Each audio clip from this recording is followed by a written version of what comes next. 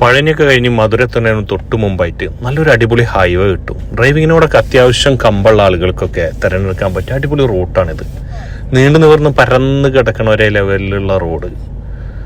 ആ റോഡിൻ്റെ നടുവിലൂടെ ഇങ്ങനെ പോകുന്ന ഒരു മീഡിയ. ആ മീഡിയൻ്റെ നടുവിൽ ഇങ്ങനെ ലാൻഡ്സ്കേപ്പിങ്ങും പലതരത്തിലുള്ള പുഷ്പങ്ങളൊക്കെ ഇങ്ങനെ നീണ്ടു നിവർന്ന് കിടക്കുകയാണ്. അതൊക്കെ കഴിഞ്ഞ് നമ്മളിങ്ങനെ സഞ്ചരിച്ചുകൊണ്ടിരിക്കുമ്പോൾ ലെഫ്റ്റ് സൈഡിൽ പലതരമുള്ള ടെറൈനിലൂടെയാണ് നമ്മൾ പോകുന്നത്.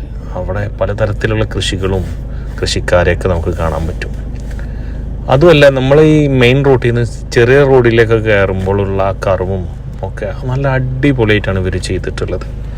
റോഡ് സൈനും വാണിംഗ് ബോർഡും എല്ലാതും ഒരു പാശ്ചാത്യ രാജ്യത്തിലൂടെ സഞ്ചരിക്കുന്ന ഒരു ഫീലൊക്കെ നമുക്ക് കിട്ടും.